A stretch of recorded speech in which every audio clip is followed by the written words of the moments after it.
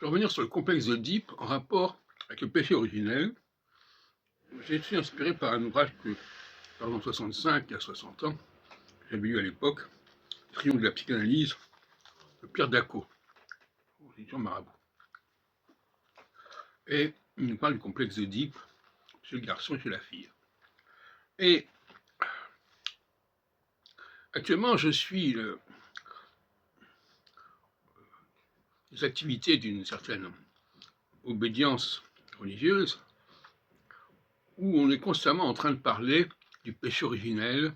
de la faute, du pardon, et quelque chose avec lequel il faut vivre indéfiniment. Et je dirais que les gens qui sont prêts à accepter cette lecture biblique du péché originel sont probablement des gens qui sont marqués par le complexe d'Oedipe, qui ont dans leur vie, dans leur jeunesse, un traumatisme au niveau de la responsabilité, de la culpabilité. Et ça leur convient très bien de voir que l'humanité est marquée comme ça. Comme ça, ils ne se sentent pas à part. Ils ont l'impression qu'au contraire, ils sont complètement dans le cœur de la cible et que ce sentiment de culpabilité, il est quelque chose de tout à fait normal, de tout à fait souhaitable, qu'il faut assumer pleinement. Donc,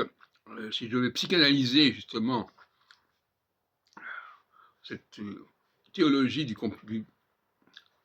péché originel, que je rejette complètement d'ailleurs, pour des raisons que j'ai expliquées par ailleurs, eh bien, je dirais que ça vient,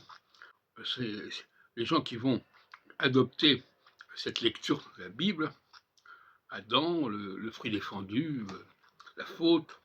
et puis Jésus aussi, les Juifs qui ont fauté également par rapport à Jésus, enfin, constamment la faute, sont des gens qui sont certainement impactés dans leur vie personnelle, dans leur histoire personnelle, par un certain sentiment de culpabilité, lié ou non au complexe d'Oedipe. Il peut y avoir d'autres formes de culpabilité qui peuvent se présenter,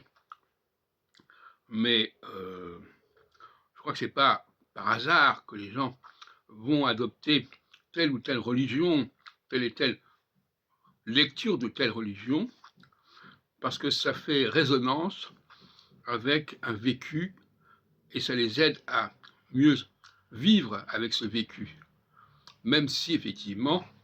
c'est une vision un peu biaisée de l'histoire de l'humanité, c'est le moins qu'on puisse dire.